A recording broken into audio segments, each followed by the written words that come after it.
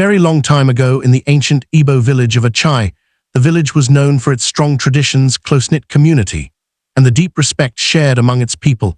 Among the many villagers, one young man stood out for his remarkable strength and striking good looks. His name was Emeka. Emeka was a figure of admiration in Achi. His broad shoulders, chiseled features, and tall frame made him the epitome of manhood in the eyes of many. He was hardworking, dedicating himself to his family's well-being and contributing to the village in numerous ways, whether it was tilling the fields, hunting in the dense forest, or helping to repair homes. Emeka's presence was always felt, and his efforts were greatly appreciated. But despite his outward confidence and the admiration he received, Emeka carried a secret burden that you knew about, a burden that cast a long shadow over his life. Emeka's burden was one he had carried since he had first reached adulthood. Unlike other young men in the village, Emeka's manhood was abnormally large. At first he was unaware of the implications of this physical anomaly, but as he grew older and began to seek the companionship of women, the reality of his condition became painfully clear. His first attempt at intimacy had been a disaster. The young woman he had courted was excited at the prospect of being with someone as handsome and strong as Emeka. However, when the moment of intimacy arrived, it became apparent that his size made any form of penetration impossible. The experience was not only physically painful for the woman, but also emotionally distressing for both of them. She fled in tears, and word of what had happened quickly spread through the village. Undeterred, Emeka tried again. He sought out another woman, hoping that the first experience had been an unfortunate fluke. This time, he was even more cautious, taking his time to ensure that the woman was comfortable and at ease. But when the moment came, the result was the same. His size made it impossible for them to be together in the way that both had desired. The pain and frustration were evident in the woman's eyes as she pulled away, leaving Emeka once again alone and ashamed, desperate to prove to himself that he could overcome this challenge.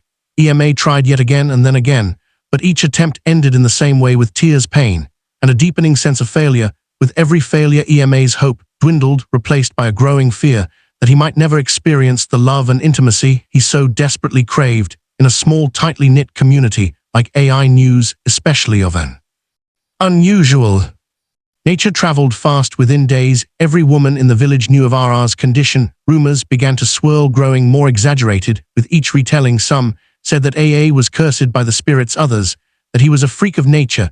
The young men began to view him with the mix of pity and discomfort. The whispers and side glances that followed AA wherever he went were like invisible thorns that pricked at his confidence. The once proud and self-assured young man began to withdraw into himself, avoiding social gatherings and the company of women. Emeka had always been somewhat of a loner, especially after the rumors about him began to spread through the village. However, there was one person who had always stood by him. His childhood friend Nkem had been a constant presence in Emeka's life. Even when others began to distance themselves from him, she was more than just a friend. She was the one person who knew him better than anyone else, the one who never judged him. Nkem was unique in more ways than one. She was extraordinarily beautiful, with a grace that turned heads wherever she went. But what set her apart, but even more, was her height. Nkem was very tall, taller than most of the men in AI, which made her stand out in the village. The villagers often called her a little giant, a nickname that highlighted her towering presence, but never fully captured her gentle nature. Despite the attention her height brought, Nkem carried herself with quiet confidence, her long strides and graceful movements making her seem almost otherworldly. Nkem and AA became close because they both knew what it felt like to be different and to be judged for it. While others might have seen N's height as something unusual, to AA, she was simply Nkem, his closest friend, the one person who understood him without needing words. They spent countless hours together exploring the forests around Achi, playing by the streams, and talking about everything and nothing. Within Nkem, Emeka felt at ease. There were no expectations, no judgments, just companionship and understanding. But their world was about to change. One evening, Nkem's father came home with news that would shake the foundation of their friendship. He had received a job offer in another village far away from AI. The offer was too good to refuse, and the family had to move. The decision was final, and there was nothing Nkem could do to change it. When Nkem told Emeka about the move, his heart sank. The thought of losing his closest friend, the one person who had always been there for him, was unbearable. They sat together under the old mango tree where they had shared so Many memories struggling to find the right words. Enem tried to stay strong, but there was a sadness in her eyes that she couldn't hide. She knew that leaving AI meant leaving behind a part of herself, and the thought of not seeing AA every day filled her with a deep sense of loss. On the day of her departure, the village gathered to bid farewell to Enem, and her family. Emeka stood at a distance, watching as the family loaded their belongings onto the cart. Enem caught his eye, and they exchanged a long silent look, one that spoke of all the things they couldn't say. As the cart began to move, Enem waved goodbye, her tall figure slowly disappearing down the dusty road.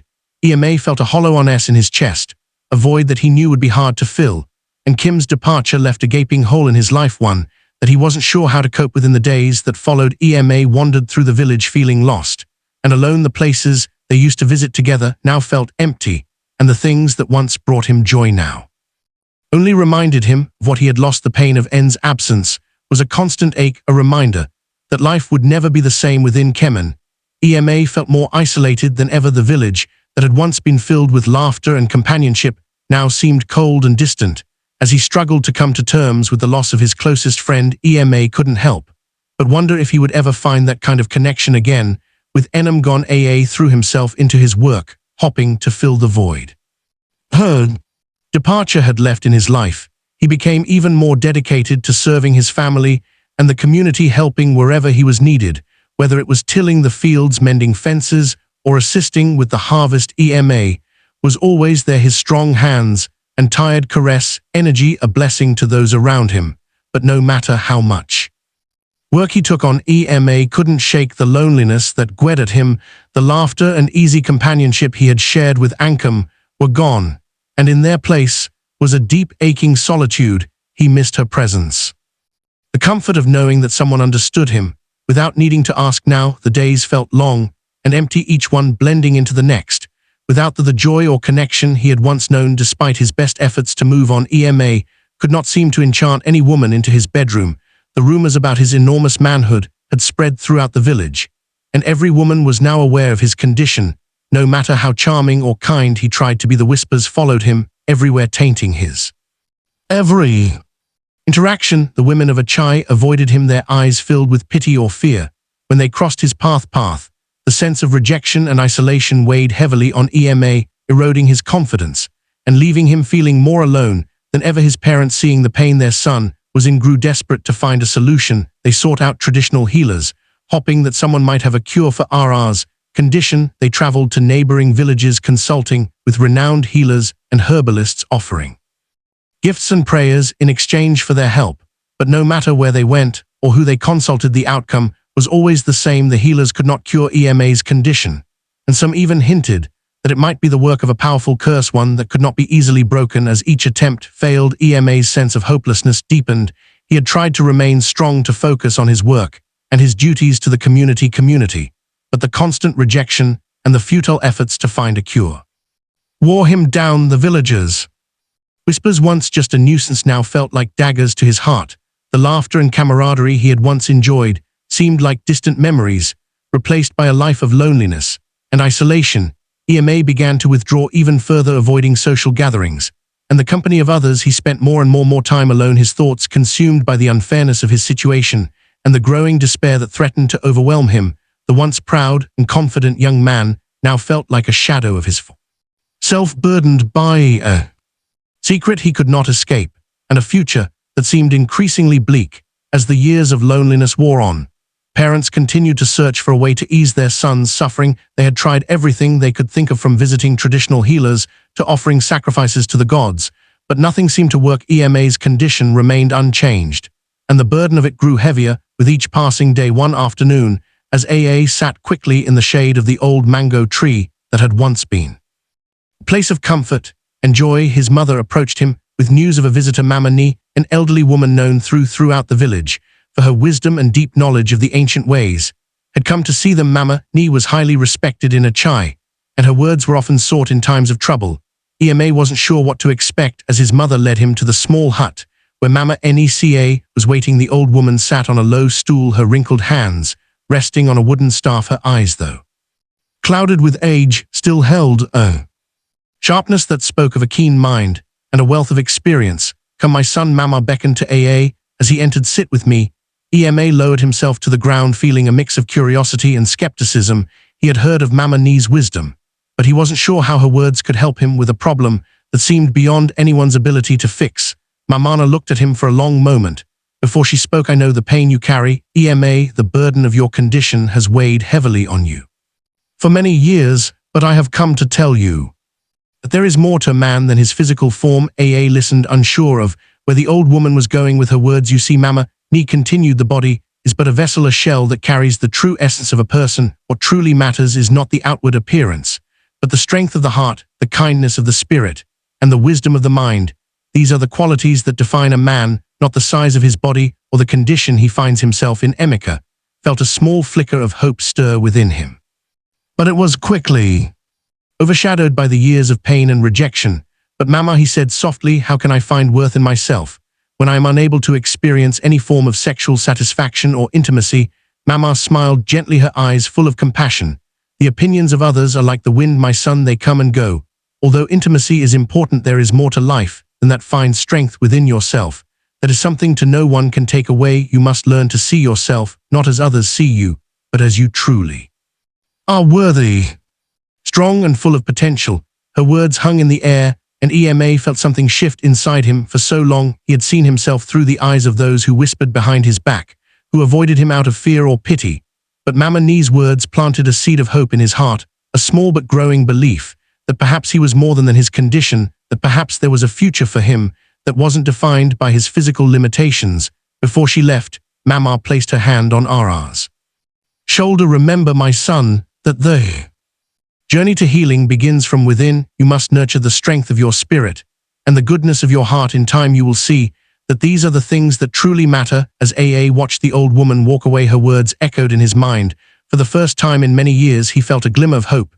It was small, fragile even, but it was there, a tiny spark that lit the way to a new path, one that was not defined by his past, but by the strength he could find within himself. A few days after Mama Ni's visit, a new family moved into Ai, bringing with them a young woman named Amaka. Amaka had faced her own share of hardships in life, but she carried herself with a quiet strength that drew people to her.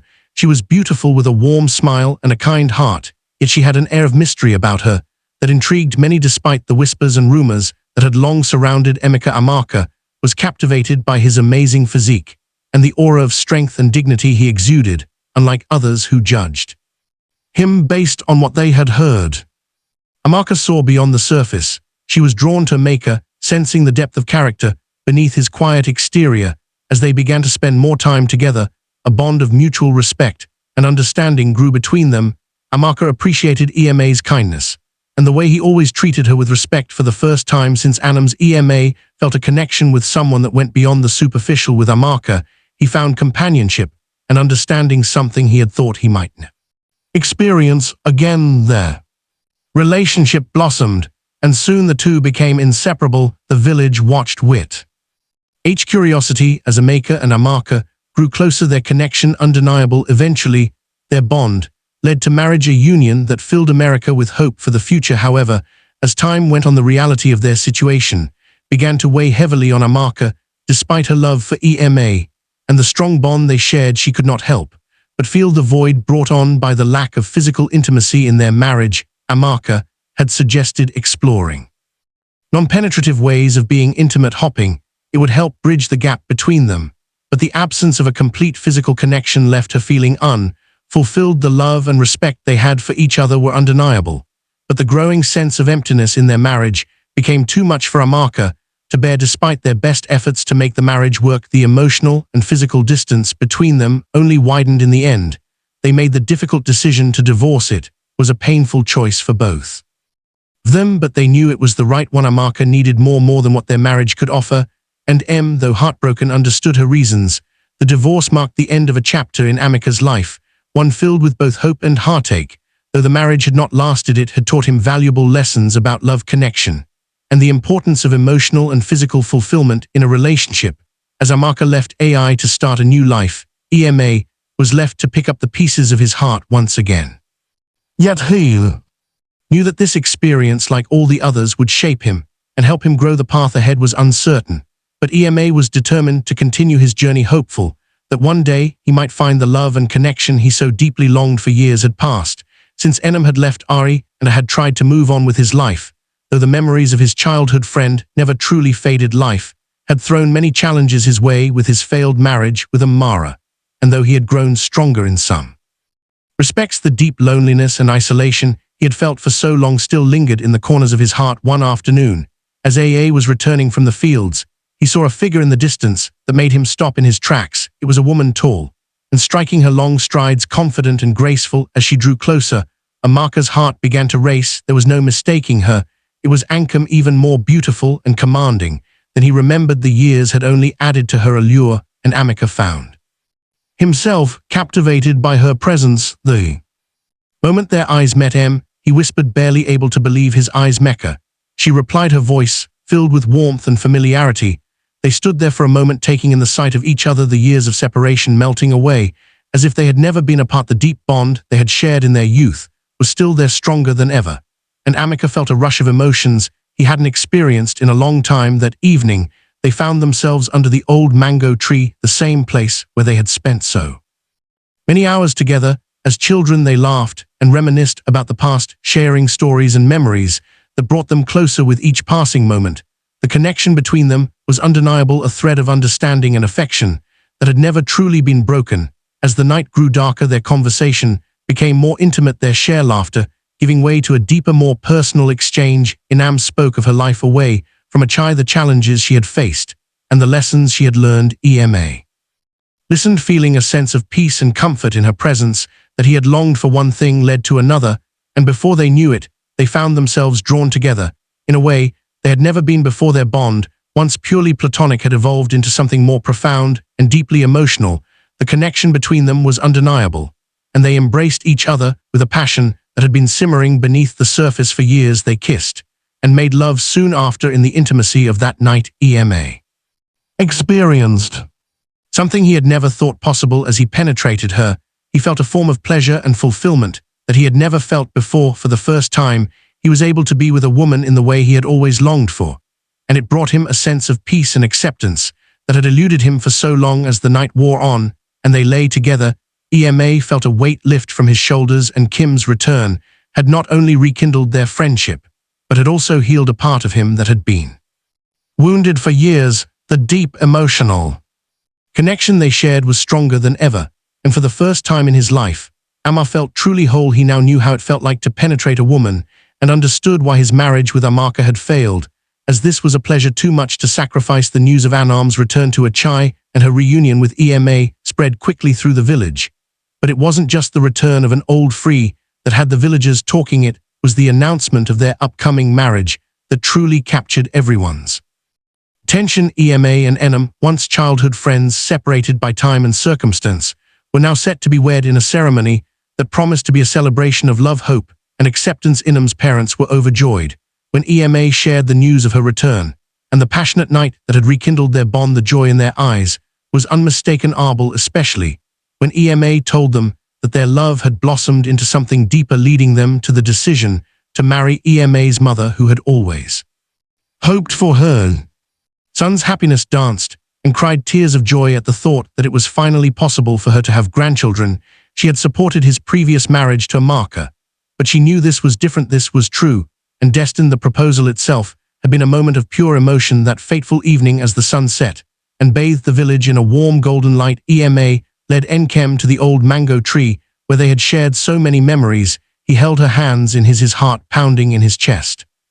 He looked into her eyes. Mkm, he began, his voice trembling slightly. You have always been my closest friend, the one who stood by me when no one else did. When you left, I felt like a part of me was missing, and I never thought I would feel whole again. But now that you're back, I realize that you complete me in a way I never imagined. I now know I was searching in the wrong places. Nkem smiled, her eyes softening as she listened to his words. Emeka, I have missed you more than you know. You have always been in my heart, no matter how far apart we were. Being with you now, it feels like coming home. Ema took a deep breath, gathering his courage. Enem, I never thought I could experience love and connection the way I do with you. You've shown me that I am more than my past, more than my condition. You've made me believe that anything is possible. I don't want to spend another day without you by my side. He paused, his eyes searching hers, and then he spoke the words that had been in his heart for so long. Nkem, will you marry me? Will you make me the happiest man in the world? Tears welled up in Kim's eyes as she nodded. Yes, Ema, yes, I will marry you. You have always been the one for me, and nothing would make me happier than to spend the rest of my life with you. They embraced, both of them, overwhelmed by the emotion of the moment. The bond they shared had always been special, but now it had blossomed into something even more profound, a love that had endured through the years and would continue to grow in the future. Their wedding was a beautiful ceremony filled with color, music, and the vibrant traditions of Achi. The villagers adorned themselves in their finest attire, and the air was thick with the scent of flowers and the sound of joyous singing. Ema and Enem stood together hand in hand as the village elders blessed their union, their faces glowing with happiness as they exchanged vows. The significance of their union was not lost on anyone. Emeka and En's marriage, once considered impossible, had become a symbol of hope and acceptance for the entire community. The whispers that had once surrounded Ema's condition were now replaced with words of admiration and respect for the couple, the little giant and the man with the extra-large manhood. After the ceremony, the celebrations continued late into the night. Ema's mother watched her son with pride, her heart swelling with happiness as she thought of the grandchildren that might soon fill her home with laughter. For years, she had prayed for this moment, and now as she saw the joy on her son's face, she knew that her prayers had been answered in ways she could have never imagined. As the night drew to close and the guests began to depart, Ema and Nkem found a quiet moment alone. They sat together, reflecting on the journey that had brought them to this day. Ema said softly, taking her hand in his, I still can't believe this is real after everything we've been through. To be here with you now, it feels like a dream. It's real, Ema. Nkem replied, smiling. We've made it through so much, and now we get to start a new chapter together. I can't wait to see what the future holds for us. Ema's heart was full, not just with the love he felt for Enem, but with a deep sense of peace and fulfillment. For so long his life had been defined by his physical condition, by the limitations others had placed on him. But now as he looked into Km's eyes, he knew that those days were behind him. His journey had not been easy, but it had shaped him into the man he was today, a man defined not by his condition, but by his kindness, his hard work, and the love he shared with Nkem. Their marriage was more than just the start of a new life together. It was a legacy, a symbol of hope for others in the village who might be struggling with their own challenges. As years passed, the bond between Ema and Enem only grew stronger. Their love, once tested by time and trials, had blossomed into a beautiful partnership that was the envy of many in Ai. Their home was filled with laughter, warmth, and the pitter-patter of little feet as they were blessed with many children.